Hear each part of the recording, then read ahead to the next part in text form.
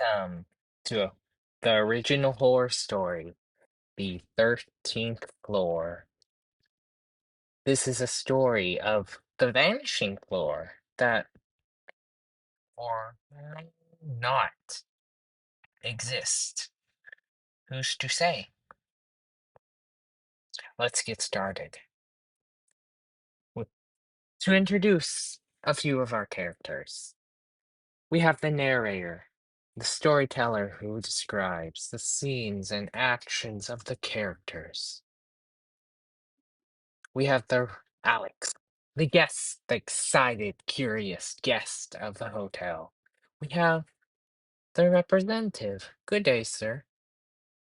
Are you ready to come and explore? Stick around to see the rest of the characters.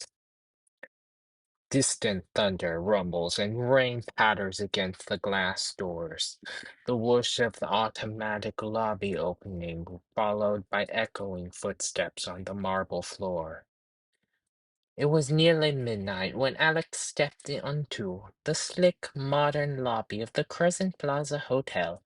The space was bright and pristine, polished marble floors, stylish minimalist furniture, and massive mirrored wall behind the receptionist's desk. Despite its luxury, an unsettling stillness is in the air, as if the building is holding its breath. Good evening, sir. Welcome to the Crescent Plaza Hotel. Checking in. Yeah, hi. I have a reservation under Alex Turner. Of course, Mr. Turner. Let me check. We got you in the Deluxe King on the 14th floor. Top floor, nice view of city lights. You're here for one night? That's right. Just passing by for a meeting tomorrow. Excellent. We're not very full tonight, so it should be nice and quiet. In fact, I believe you have the entire 14th floor to yourself. Oh, a whole floor? Ha! Business must be slow then, huh? Off season. Midweek it happens, but more privacy for you. Here is your key card. Checking out is at 11 a.m., and if you need anything, just dial 0 on the room floor. I'm here at the front desk all night long. Will do, thank you. See? Beep. Elevators are around the corner to your left. Enjoy your stay, Mr. Turner. Alex nodded and managed a polite smile. He felt a slight prickle on back his neck as he turned toward the elevators, a feeling that someone was watching, but the lobby was empty, save for a receptionist who was already staring back at his screen. Tick-tock, tick-tock. At the elevator bank, he pressed the call button. A ding echoed through the vacant lobby, and one of the shiny chrome doors slowly slid open. All right, the 14th floor. Time to get some rest. Stepping inside, Alex noticed a panel of the floor buttons. They were sleek touch buttons, numbered 1 through 15. Oddly enough, there was no button for 13. Most high rises skip the 13th floor, he remembered. A superstition. He shrugged it off and pressed 14. Ding!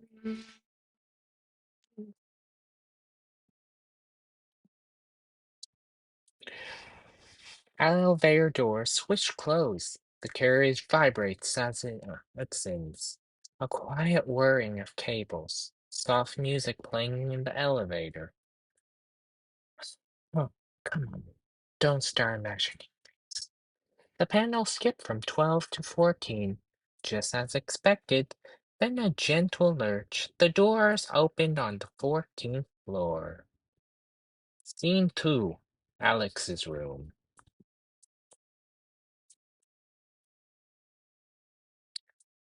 The corridor was modern and Michelin. Plush carpeting on geometric pattern, tasteful abstract art on the walls, but all the doors lining the hallway were dark and closed. Alex's was at the far end, room 1420. He walked past empty ice machines and silent rooms, feeling the carpet soften on his footsteps. Inside the room was just as sleek and upscale as the lobby. Chrome accents. A wall of windows showcasing the glittering city skyline. A big mirror mounted above a long desk. The air felt cool, almost chilly. Alex shut the door behind him and hexa, finally alone. Home sweet home. For the night at least. Zip! He pulled out his phone charger and plugged it in by the bed, then sat on the edge of the plush mattress. The travel's fatigue was catching up with him. Before turning in, he decided to call his friend to let her know he's arrived safely. Ring, ring. Hey, Alex! You make it the hotel? Yeah, I just got my room. It's nice, I guess. Very modern. Maybe a little too modern. It feels kinda cold, you know? Cold? Oh no, did they put you in haunted wing of a fancy hotel? You're right. You're one of the ones who love ghost stories, not me. It's fine. Just empty. Receptionist said I might have the whole floor to myself tonight. Wow, that's kinda creepy. Well, at least you won't have nosy neighbors. True. Actually, I'm probably just overtired. It was a long drive. I'm sure I'll crash soon. All right, get some rest, but don't let the bed bug bite, or the hotel spirits whisper into your ear. Thanks for that. Good night. I'll call you tomorrow. Night, Alex. Beep. Alex set down his phone. Outside the floor-to-ceiling window, the city lights blinked in the darkness. He noticed his own reflection faintly superimposed on the night sky, a solitary figure in a silent room. For a moment he felt exposed, as if someone other side that glass might be watching him. He shivered and drew the heavy curtains closed. The room fell into eerie stillness. Alex changed into a t-shirt and slacks, got under the crisp covers of his bed, turned off the lamp. Darkness settled in, broken only by a silver streetlight peeking from behind curtains. The dim green glow of the digital clock on the nightstand. Exhausted, he closed his eyes. A sleep began to drift over him. Alex thought he heard a soft whisper. So soft he wasn't sure if it was real. Sounded like a distant sigh or hushed breath by his ear.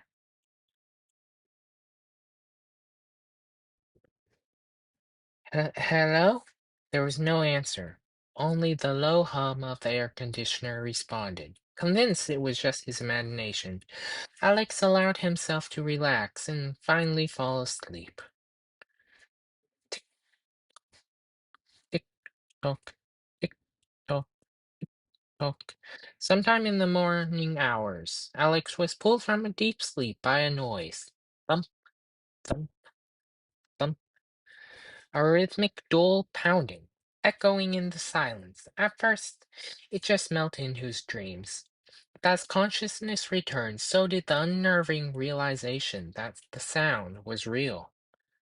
Ma, what was that? He sat up in bed quickly, heart starting to knock on in his chest to match the sound. Thump, thump, thump. The room was dark, but the noise persisted. It sounded like it was coming from somewhere above, or was it next door? Is someone moving furniture upstairs at 3 a.m.? Alex slid out of bed and padded to the door. The hallway might have an answer. He hesitated, hand on the door handle, as if another noise joined the thumping. A muffled cry, as if a person was sobbing far away. That's definitely a person. Someone might be in trouble. Grabbing his key card quickly, Alex unlocked the door and stepped into the hallway barefoot, still in his t-shirt and sleep pants. Creak. The corridor was dim. At this late hour, the overhead lights had switched to night mode, low and honey-colored. Shadows pool in the long hallway. He looked left and right. Every door was closed. The thumping was louder now, echoing after a moment. It stops abruptly. An unnatural silence fell. Hello? Anyone? No response. Just heavy silence. Alex held his breath, listening. The sobbing he thought he had heard. Maybe it had been the wind. Maybe he hadn't heard it after all. He exhaled and rubbed his face. You're losing it, Alex. Okay, just call the front desk and let them deal with this. He ducked back in his room and picked up the phone by his bed. Uh, Beep! Front desk. This is Daniel. How may I help you? Hi, this is Alex Turner in room 1420. Sorry to bother you so late. I keep hearing strange knocking sound above me. It woke me up. Been going on for a while. I think it's coming from room above me. Above you? Sure. That would be room 1520. Hmm. We don't have any guests in 1520 tonight. In fact, 15th floor should be quite empty. Really? That's odd. Maybe 1418 next door? 1418 is empty too, sir. You're one of the only occupied rooms in that wing. Are you certain it's not pipe noise or the elevator? It was pretty loud, like someone hammering or knocking over and over and over and over. And I thought I heard, maybe voices. I'm sorry about that, Mr. Turner. I'll send our security or maintenance clerk to check out for 15th floor immediately. Just in case. We haven't had any other reports, but we'll look into it. All right, thanks. Of course. We want to make sure you have comfortable stay. Call back if the beep. Laying the phone down, Alex realized his hands were trembling. He wasn't sure if it was fear or embarrassment. Maybe he really was just hearing things. The building didn't have a lot of glass or metal. Sounds could be echoing oddly. He walked back in the hallway, determined to confirm for himself if the maintenance was coming. Maybe he would go meet them or get some reassurance that nothing was wrong. If you are enjoying this story so far, remember to keep on watching. We want to find out what happens. The hallway was still. Alex's footsteps are soft on the carpet as he ventures down towards the elevator area. The only sound is of the faint buzzing of the light. The hall stretched out in both directions, empty and silent. Alex's heart thudded in his chest as he passed some dark room after dark room. He glanced at each closed door. All of them were unmarked, generic, except for one. Midway down, he noticed something strange. Room 1413. Unlike the others, the number plaque on this door was hanging slightly askew, barely clinging to one screw. That's odd. He slowed his steps. The door to 1413 was slightly ajar, just an inch. A silver of darkness showed in the gap, as if the room had no light at all. Alex felt a chill crawl up his spine. Could someone be inside? This room wasn't supposed to have a guest. Bump. Hello? Is someone there? He inched closer and very slowly pressed his palm against the door, pushing it open just a few more inches. The hinges creaked softly. Inside, the room was pitch black. He could barely make out shaped furniture by a faint light from the hall. A bed, a dresser, a mirror on the wall. The mirror's surface caught up on hallway light, reflecting distorted sliver of Alex's face in the doorway. Tick! Huh, maybe the power's out in this room. As his eyes adjusted to the dark, he noticed something else. On the carpet inside the room was a dark stain. Even in the low light, he recognized the color. A deep, rusty brown red. It looked like an old, dried puddle of blood. Oh my God.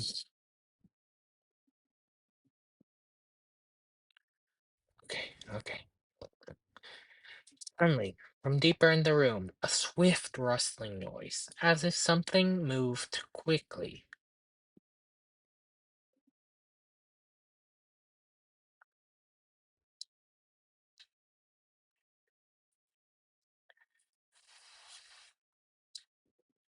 Alex's pulse pounded. For a heartbeat, he thought he saw a shape in the darkness, a figure standing in far corner near the mirror.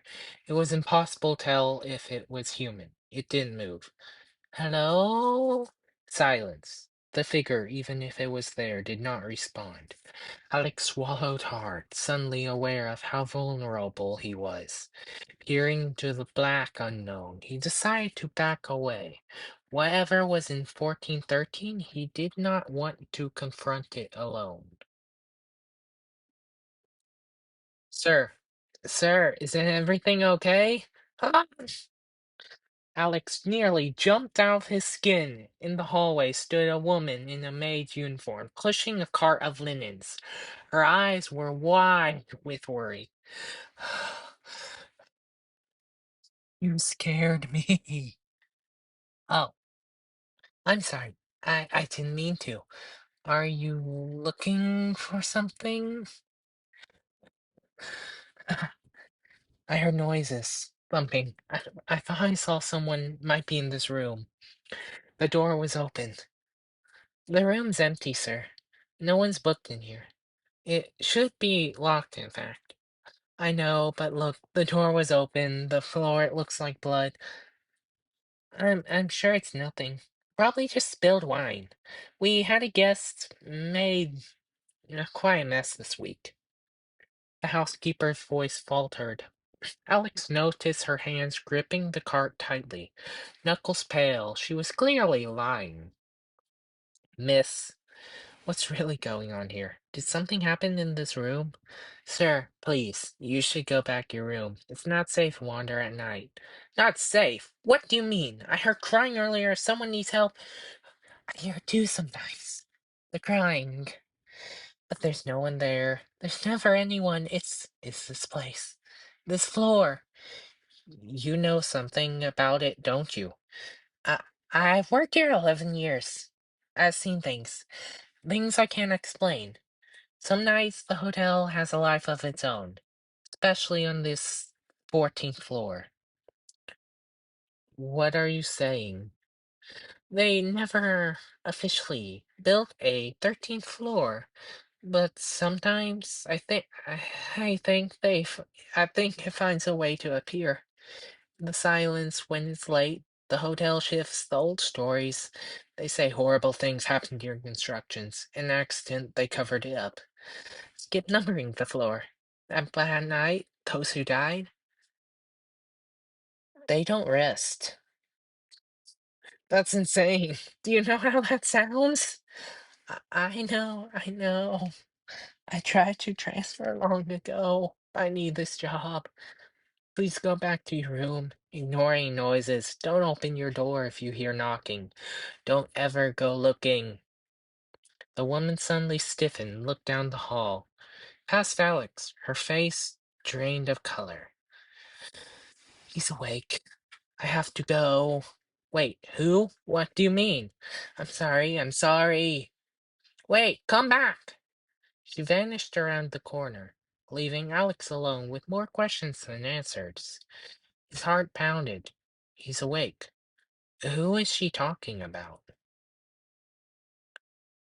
If you are enjoying this so far, please remember to keep on watching.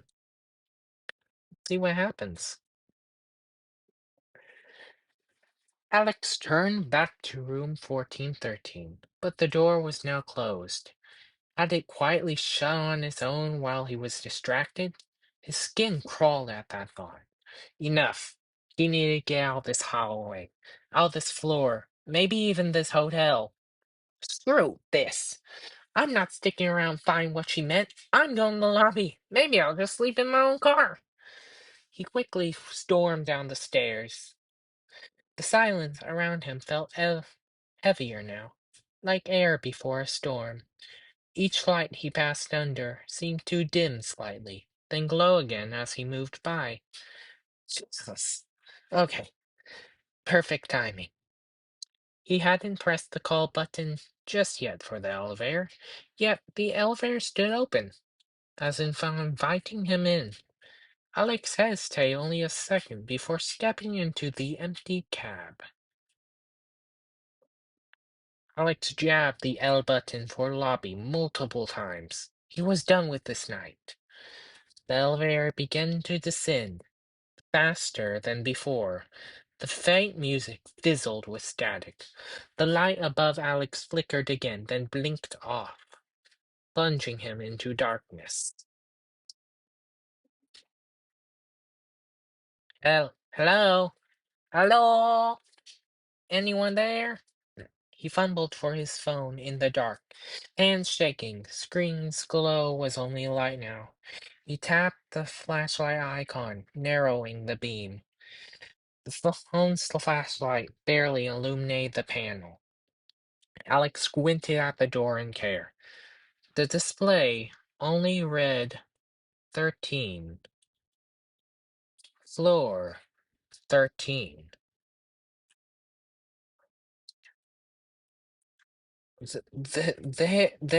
That's not possible. A chill washed over him. There was no 13th floor, not in this hotel. And yet the glowing number glared at him like a terrible eye. Without warning, the elevator's doors cranked open, not smoothly like before, but in a jerky, shuddering motion. Beyond them lay darkness. Oh no, oh no. No, no, no, no, no, no. Hello, reception. Anybody? No answer came. Only the dead silence and wafts stagnant air from beyond the open doors. Alex aimed his phone flashlight through the hallway. It revealed a hallway, much like the 14th floor, but something was off. The carpeting was threadbare and discolored. The walls. Were those water stains along the wallpaper? It looked old, abandoned. Is that the 13th floor? Heart hammering. Alex stepped forward and peered out. A beam of his flashlight quivered in his hand. The corridor was dark and seemingly empty. Stretching into blackness, he had the strange feeling that someone was out there, just beyond the light, watching him. Hello? Is someone there? He had two choices: stay in this dead elevator and wait, or step out into unknown space to find a stairwell. The air inside the stall elevator felt like it was tightening around him. Gathering his courage, Alex gingerly stepped over the threshold into the dusty carpet of mystery floor. Wait! The door snapped closed, nearly catching his heel. Alex lunged back and pressed the call button on the wall desperately.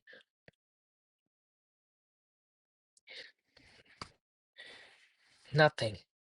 The elevator did not reopen. Its indicator was dark and dead now. Alex was alone in the murky hall of this hidden 13th floor. Alex swept his flashlight across the corridor, the beam revealing peeling wallpaper with a pattern that had been a modern in 14. But here it hung in tatters, as if decades old. A painting on the wall hung crooked, same abstract art as upstairs, but the canvas was ripped down the center. The room doors, lining the hallway as if closed, their numbers barely visible on the tarnished plaque. Okay, okay, you're dreaming. That's it. You fell asleep and are in a nightmare. Wake up, Alex. Wake up.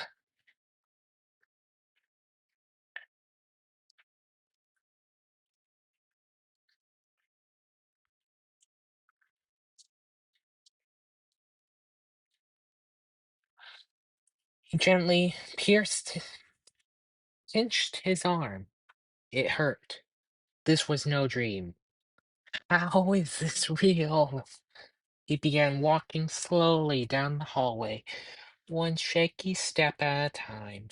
If this was the 13th floor somehow, there should be a stairwell door on the end of the hall. That was his lifeline now. If he could find the stairs, he could get back to the 14th or 12th floor, and then to the lobby.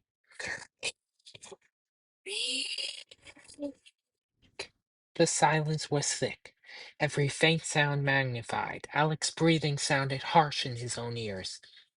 He passed room 1308, 1306, 1304. Each number he saw sent a fresh jolt of fear through him. These rooms shouldn't exist, yet their doors stood before him, solid and real. Hello? He stopped outside room 1306. The scratching noise had stopped too. In the stillness, he could hear his own heart pounding. He raised his light to the door. Deep gouges marked the wood, as if something with claws had tried to force its way out. Alex recoiled, deciding not to linger. He hurried his pace down where he hoped the stairwell would be. Soft chorus of whispers began to rise in the darkness. Alex couldn't tell where it was coming from. It seemed to emanate from all around, from the walls, from the ceilings, even the floor beneath his feet. He turned in a slow circle, shining his flashlight wildly. There was no one in sight. Alex, this way. Who's there? How do you know my name? The whispers skitter away like cockroaches when the light hit, then started up again. Beneath him, giggling softly. Alex's hands were sweating around his phone. He had the urge to run, but some primal fear kept him inching forward cautiously. Instead, flight in his unknown might be worse. Up ahead, he saw the glint of a metal door. The emergency exit stairs. Small green exit sign above it glowed weakly. Relief flooded through him.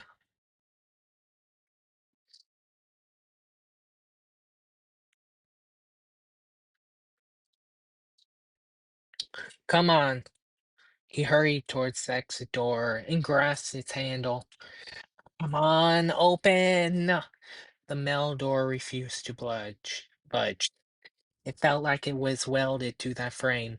Alex put all his weight into it, shoulder chucking the door in desperation.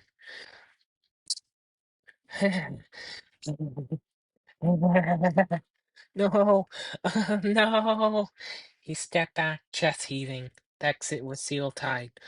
When he turned back to the hallway, his stomach did a flippity-flop. The lights, what few what there were, had all gone out. Only the feeble glow of his phone remained. And that suddenly seemed much dimmer, as if the darkness itself was choking it. Please, I just want to leave. His words fell flat in the thick air. A chorus of whispers had grown, turning his susurrus into indistinct voices around him. Some were weeping, some laughing, some even repeating his name. Alex, stay with us. Help us. Alex, stop it, stop it, stop it. He squeezed his eyes shut, hands over his ears, but the voices only grew louder in his mind. Then, cutting through the others, one voice spoke clearly, right behind him. Here. Alex's eyes snapped open at the far end of the corridor. One door was now wide open. Soft yellow light spilled from it. The first sign of light he's seen on the floor aside from his own is coming from room 1301, at the opposite end of where he entered. The open door yawned like a glowing mouth. Alex! Alex! I'm here! Hello? Housekeeper, is that you? It sounded like the housekeeper's voice echoing from that lit room. How did she get down here? She must have found her way in. She might be in trouble. Alex felt a surge of determination cut through his fear. He wasn't alone anymore.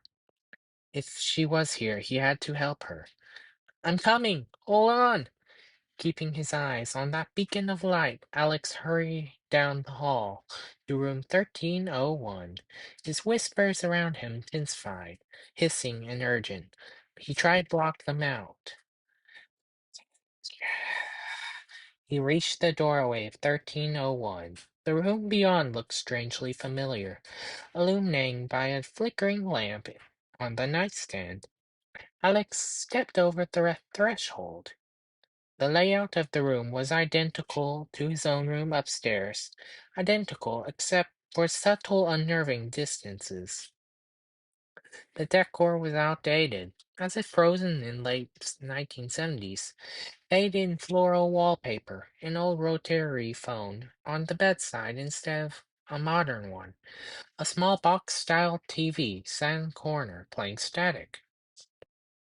Maria! Housekeeper! Where are you? There was no sign of the housekeeper or anyone. The bathroom door was open, lights off. The closet stood ajar, empty. Yet he was certain he heard her voice from here. As Alex stepped further in, the door slammed shut behind him with a violent force. Whoa! He dashed back and grabbed the knob. It wouldn't turn. It was as if though the door had been locked from the outside. Alex was trapped. Hey, open the door. Maria, are you out there? Let me out. Uh, see, as he pounded on the door, the lamp in the room flickered, casting jumping shadows across the walls. In sudden bursts of light and dark, Alex thought he saw movement, a shadow that was his own shifting in corner of the room. The whispers have ceased. Instead, the electrical crackle of the TV grows slowly louder. The television screen of static faintly flared, casting an eerie glow. The vague outline of a figure appeared in snowy haze on the screen, standing in a room that looked just like this one, as if the TV was showing a live feed of this room from the skewed angle. What the? Alex slowly turned away from the door to face the room. His eyes darted to the large mirror on the wall above the dresser, an oval mirror with ornate frame. In the staring lamplight, the door's mare's surface seemed to shimmer. For a moment, Alex's reflection looked wrong. His face pale, eyes wider than they should be. And behind him, in reflection, the door to the room was gaping open, not closed as it truly was. The mirror? It's showing the door open. He took a step closer to the mirror, transfixed on its gaze. The room was subtly different. The door behind Mirror Alex stood open in a dark hall, and there was a figure standing there, just outside threshold, a woman, the housekeeper Maria. She was staring directly at the mirror, her face twisted in horror. Maria, can you hear me? The figure of the housekeeper in the mirror didn't seem to hear Alex. She opened her mouth as if screaming, but no sound came through. Then, like a glitch in film, her body was jerked backwards into darkness by an unseen force. Her form disappeared into Mira's view, swallowed by darkness. No! Alex whipped around to look at the real door, still shut and locked. No sign of Maria. When he looked back in the mirror, his blood ran cold. Now something else stood in the doorway in reflection. A tall, shadowy silhouette of a man, featureless and dark, except for two pinpoints of light where eyes might be. A figure stepped into the room behind the reflection of Alex. We've been waiting for you, Alex. Who said that? No one was behind him. Yet, in the mirror, Shadow Man loomed closer to Alex's reflection, arms outstretched as if might grab him. Alex felt a freezing cold enveloping his back, and presence towering just inches away. His breath caught in his throat. His air felt thin. You. No, this isn't real. This isn't real. In sudden dark, Alex sensed movement on his left. Before he could react, something rigid and cold grabbed his wrist. Let go of me! An invisible grip, strong as steel, clamped his arm, hugging him towards the mirror. He could feel nails, claws digging his skin. There was nothing visible in front of him, but the mirror showed everything. In its reflection, a dark figure had latched onto Alex's wrist with a grotesque hand and was grinning. A white slit of mouth now visible. Oh, with way too many teeth. Stay with us. Stay with us. No. Searing pain shot up Alex's arm as if Claw's fingers tightened. He dropped to the one knee, desperately trying to pull away, but the entity's grip was dragging him inexorably toward the mirror. In reflection, Alex saw himself being pulled closer, glass's surface, the dark figure behind him pushing him forward. His face in the mirror was a mask of terror. Within the mirror, behind Alex, an entity, a reflected room seemed stretched into infinity.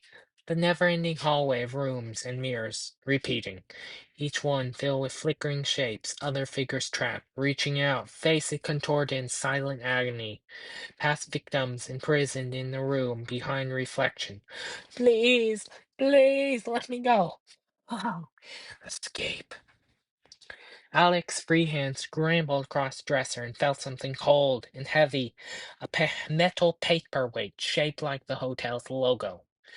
Without hesitating, fueled by terror, he swung it wildly at the mirror. Leave me alone!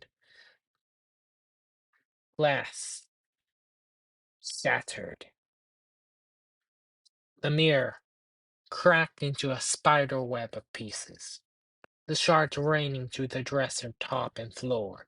A horrific shriek filled the room, an inhuman wail of pain and fury echoing from everywhere at once.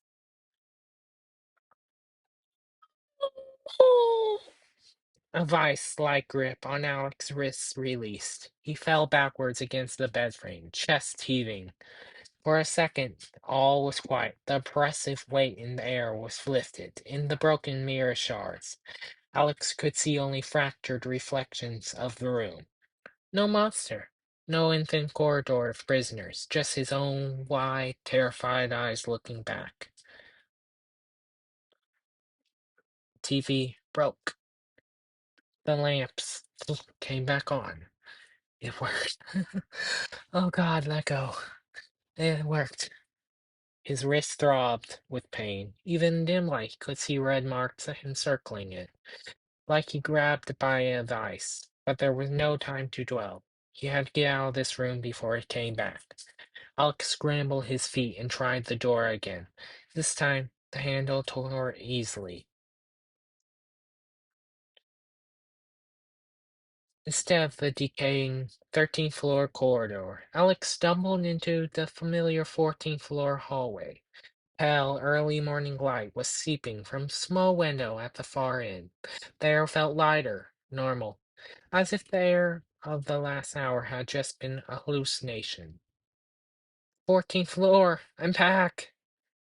He turned to look at the door he had just come through. It bore the number 1413, room 1413, on 14th floor. The same room where he found the door ajar earlier. Had he somehow looped back? The door hung slightly off its hinges now. The frame cracked as if forced open. Inside, room 1413 was dark and empty.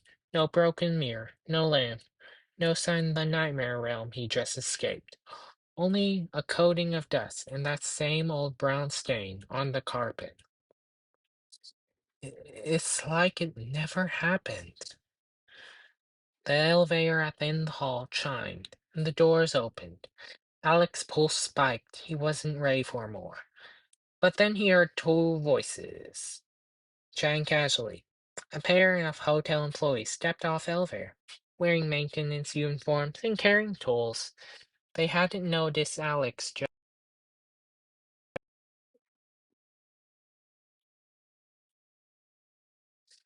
I'm telling you, I checked the 15th floor. Nothing there. Probably just a raccoon on the roof or something. Front desk said the guest was pretty spooked. We should at least ask if he's all right. They were the help the receptionist had promised to send. Alex realized he must look wild. Barefoot in disheveled clothes, eyes wide, he backed up quickly, slipping in his own room, 1420, which was just a few steps behind him. In the safety room, 1420, Alex let out a shaky sob of relief. He was out. He was alive.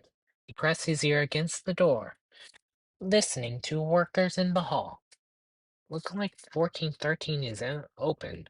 Did you guys go in there? No, we don't even have that room on our checklist.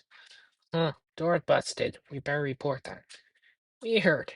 The room wasn't sealed up last year after the incident? Man, don't start. No management doesn't like us talking about that. I heard someone died in there just during construction, got walled in by accident. They didn't find him till so loud. Alex's blood ran cold at their words.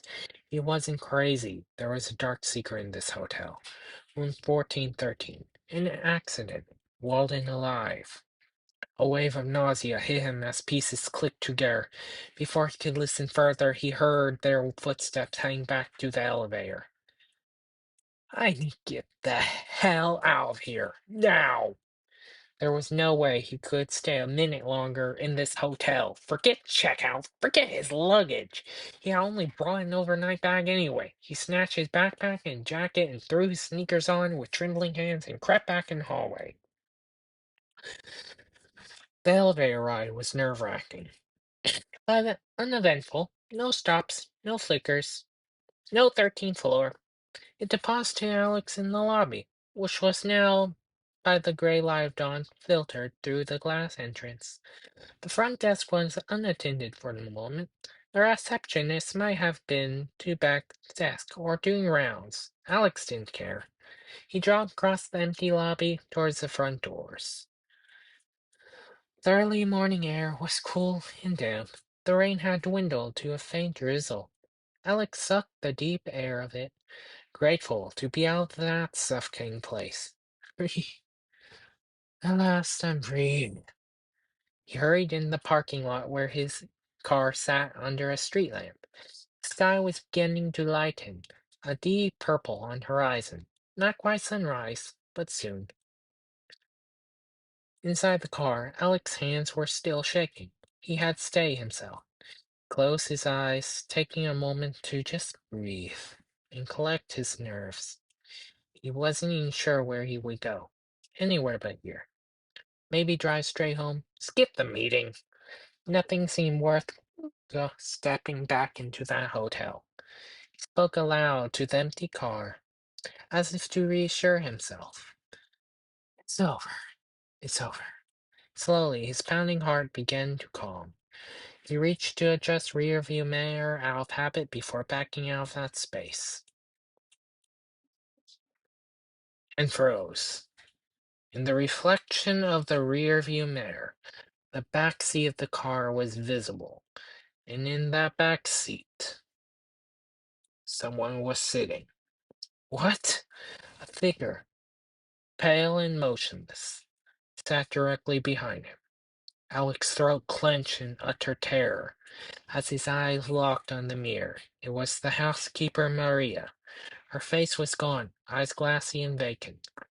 She slowly leaned towards the reflection, head tilted to one side. You should have stayed. Maria?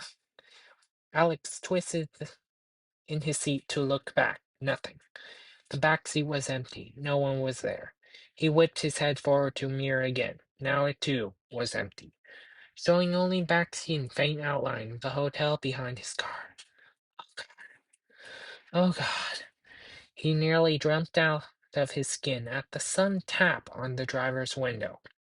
Outside, the original receptionist, Daniel, was standing there, looking concerned. Alex hadn't seen him approach. Mr. Turner, are you all right? Alex rolled down the window to a crack, not wanting to fully expose himself. I'm fine. I'm just leaving. Very early. Is everything okay with your room? We heard the alarm from emergency exit a little while ago. And I can't stay here. I'm sorry, I have to go. Sir, if there's an issue, there's something wrong with this place. I can't spend another minute here. The receptionist's face fell, fell, fell, fell. It, it was as if he knew exactly what Alex meant. He glanced at his hotel and leaned in slightly. Did you see something? In the mirrors? I'm leaving, I think you should too. Without a response, Alex rolled the window back up and threw car in reverse. The receptionist stepped back, his expression a mix of guilt and sorrow. As the car sped towards the exit, Alex glanced up one last time in the rear view mirror. The glass showed a grand facade of the Crescent Plaza Hotel receding behind him, its countless mirrored windows glinting on dawn light. For a split second, he thought he saw a dark figure standing in the lobby entrance, watching him leave, tall, with pinpoints of light where his eyes should be, but he refused to stop or slow down. Alex drove onward, putting as much distance as he could between himself and that cursed hotel. His mind raced with the horrors he witnessed, but he felt an overwhelming relief to be alive and free. As the sun's first rays finally crept over the horizon, Alex realized with grim resolve that some nightmares are not meant to be forgotten. He would carry this night with him forever. Somewhere behind him, in that sleek modern hotel with its spotless lobby and empty halls, an unspeakable presence lurked, waiting for next weary traveler to check in, unsuspecting, to its waking nightmare on the vanished 14th floor. I hope you guys enjoyed. I always honestly enjoy reading those. I did work quite hard on honestly making it. So I honestly do hope you guys have enjoyed the story. So see you guys with the next one.